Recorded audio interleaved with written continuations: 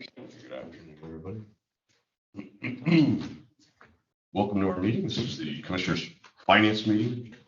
Today's date, November 9, 2022, appointed hour 1:30 p.m. Live.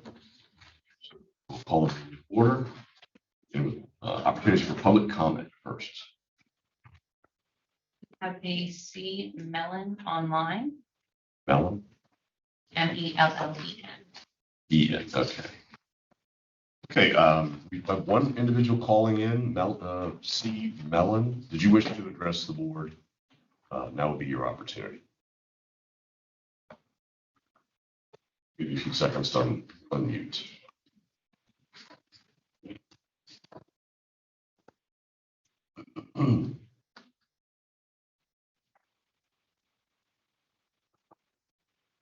Okay, not hearing anything. We're going to proceed. Okay, thank you. If you're able to unmute and you do have something, just let us know and we'll circle back around to you. That's okay. Yeah. All right, that brings us to item 3. We have the minutes in hand of our previous meeting of October 26th. Entertain motion for action on that today. Move to approve the minutes of October 26, 2022. I second that motion. Okay, it's moved and seconded. All in favor indicate by saying aye. Aye. Motion carries. That moves us to item 4. We have 2 topics of discussion today. First one is the discussion, possible action on recommendations for nonprofit business category of the county grants program. We have Toby Fauver, our consultant, with us today, and COO Stacy Snyder, both listed. I don't know who wants to carry the ball on this, but either decide quick. I can get started. Is that okay? So you should have before you a list of potential projects to look at. This was the list that scoring from the staff made it to the top of the list of nonprofits. And in that list, there was also I think 3 projects that were as part of the nonprofit scoring were looked at also as mental health projects. And so they were previously considered and approved under the mental health grants. So they're not on the list today. They're not on the consideration today. They're already approved.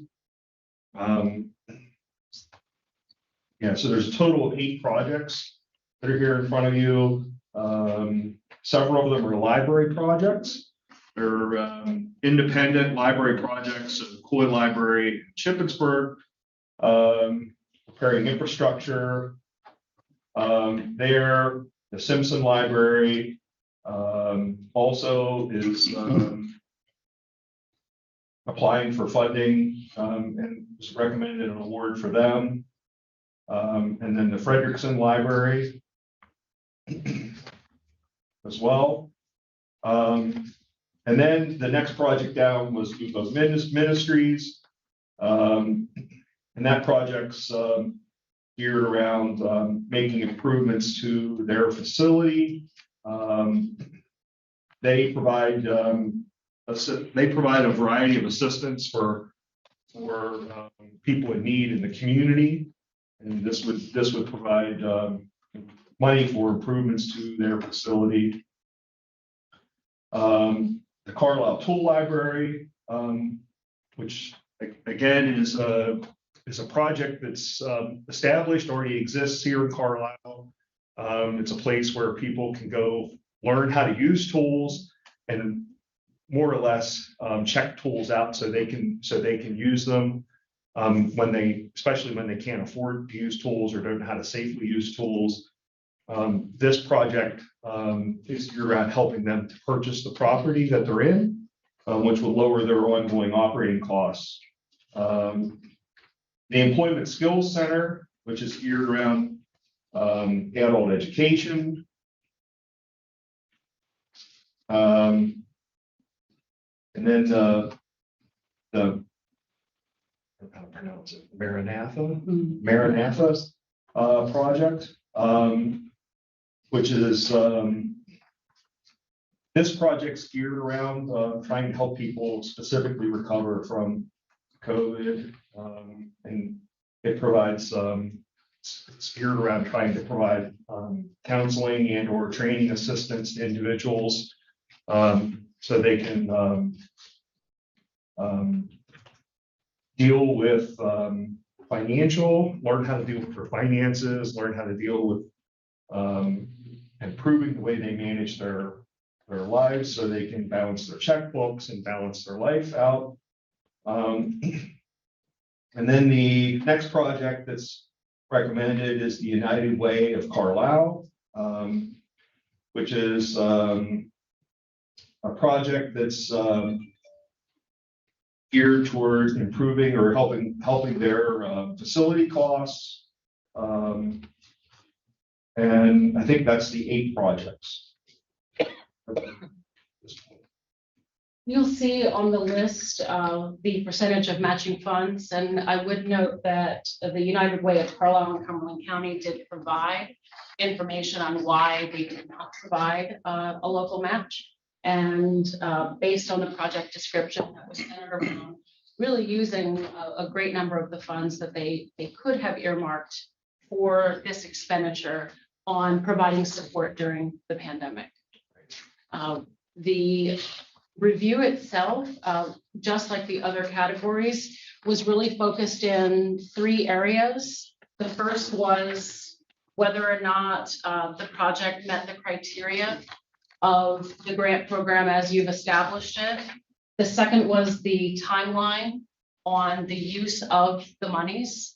And then the third was future sustainability, whether based on the description and any outreach that was made, whether this money would simply create something that wasn't necessarily sustainable moving forward. Most of the project funds here are being used toward capital, except for a few of them that are geared toward training or COVID recovery. Most everything's geared toward capital, either facility purchases, repairs, or improvements to facilities where they already have ongoing services they're providing.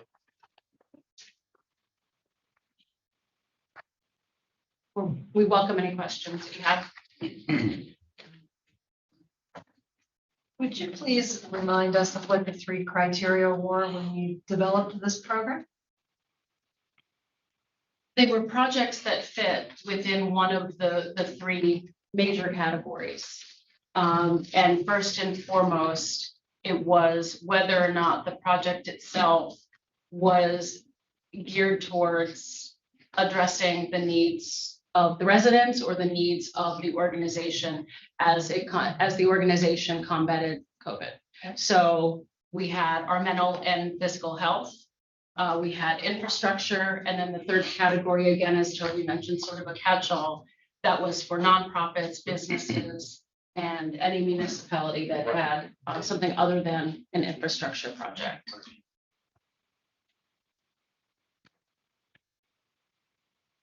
Did that answer your question? It absolutely answered my Okay. question. Thank you.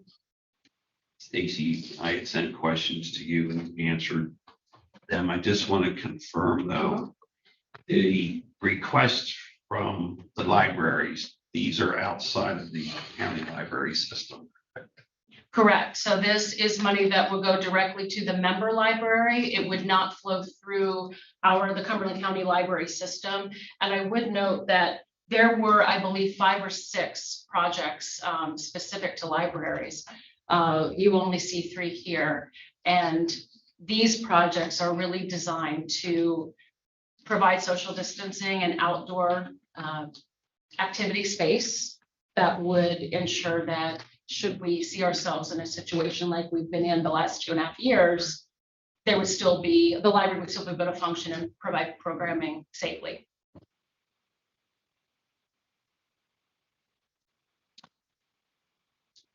Thank you. That's all I have at the moment. I just have one question that's project specific in regards to the tool library. That sounds like it has a lot of potential for liability issues. I mean, a lot of people use tools that don't know how to use them and gain access to tools, and tools can be very dangerous. So what consideration has been given to any potential problems that result from that? You know, I didn't think about that as part of the review, because this was for capital toward their facility, and they already have this established library and already lend tools out, but they do provide training. So if somebody is borrowing a tool that they, a power tool or some other kind of tool that they don't know how to use, they are provided with training on how to safely use that tool. But they are an independent nonprofit, so they would have responsibility for any liability if somebody would be injured. I know that individuals must be a member of the tool library. Right.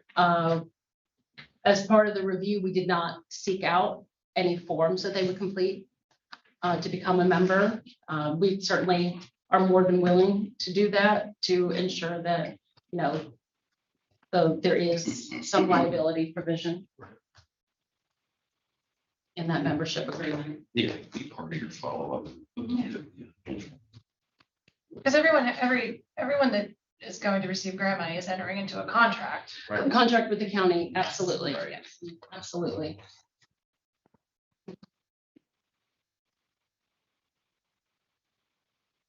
How many applications were in this category? A lot. That's what I thought.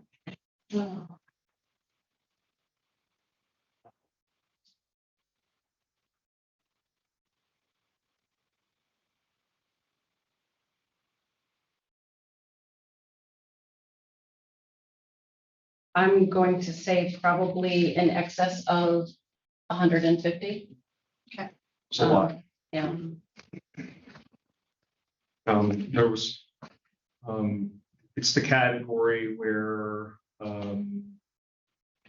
the emergency services applied for radios, which, it's also the category where a lot of businesses applied for various improvements. There was a variety of nonprofit applications in here. This particular recommendation set is geared around specifically, that nonprofit set. We do have some recommendations that we are in the process of developing for the remainder of this category. We are just not at liberty to discuss it. It's not fleshed out enough at this stage. We need to talk to some other individuals to get some buy-in, but other ways to address the remainder of the category. We're obviously not addressing the radios today, Right. Correct, but that does not mean that we will not be addressing radios. correct.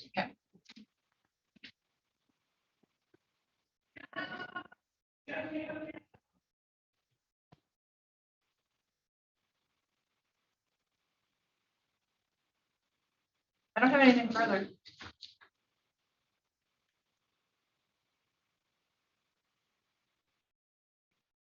That's the discussion portion, and there's possible motion for approval of the recommendations. I will move to approve the recommendations for the nonprofit business category of the Cumberland County Grants Program. Can you add the amount? Sure will. And this is in the, It's an I'm extremely. having a really hard time. Yes, I apologize. $1,210,718. Thank you. I'll second that motion. Okay. Action is moved, seconded. Any further questions? All in favor indicate by saying aye. Aye. All opposed, no. Thank you. Okay, we'll move to the second item, which is discussion possible motion to commit. This is $25 million revenue replacement monies of the 49.2, et cetera, allocation to cover general fund expenditures, special projects. So Dana, we have you listed as the subject matter expert. Stacy and I both being the subject matter.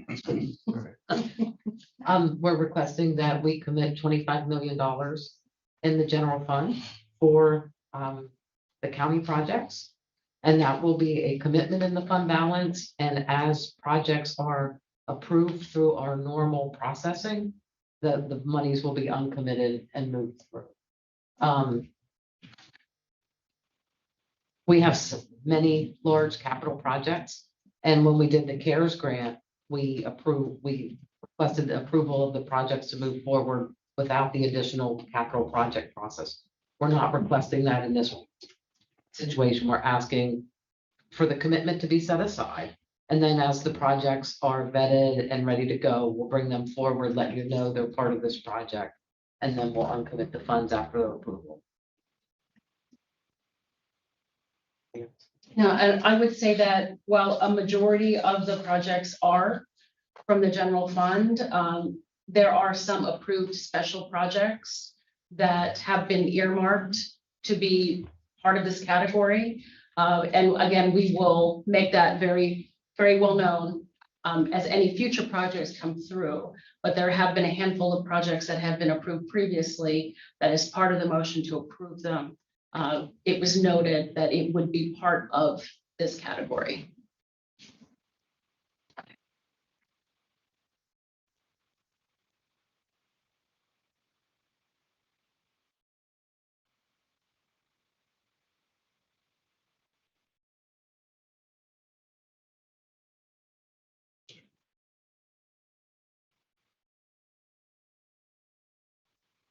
Yes, presented quite a bit of information for us. And, at least from what I read, many counties are doing the same thing with a good piece of their ARPA.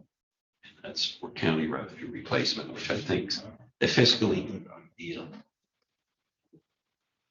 Certainly support it.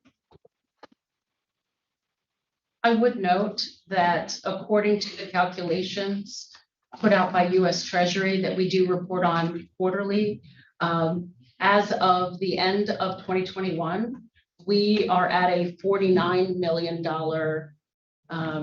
it's not a deficit is not the correct term, but per their calculations, we could have, had everything gone smoothly and swimmingly, the pandemic had never happened. They believe that we would potentially be $49 million ahead of where we are currently. Obviously, numbers can be manipulated in many different ways. We believe that the 25 million is the right number to protect the fiscal health of the county. And we did technically apply 100% of the ARPA funds to revenue replacement. And now we're allocating the fund balance that is freed up into the county projects and the county grant programs as we approved them.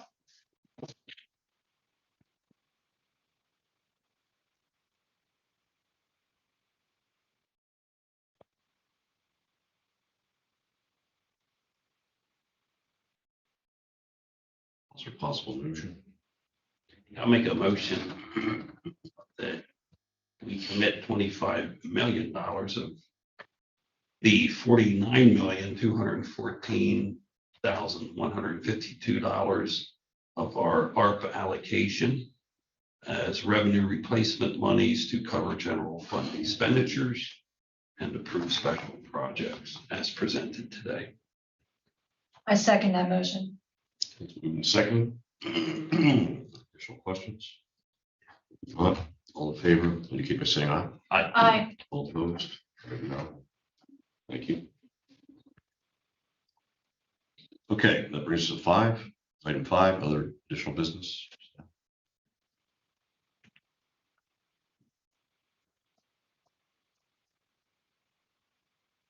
Nothing, we'll entertain a motion for adjournment. Move to adjourn. Stand adjourned.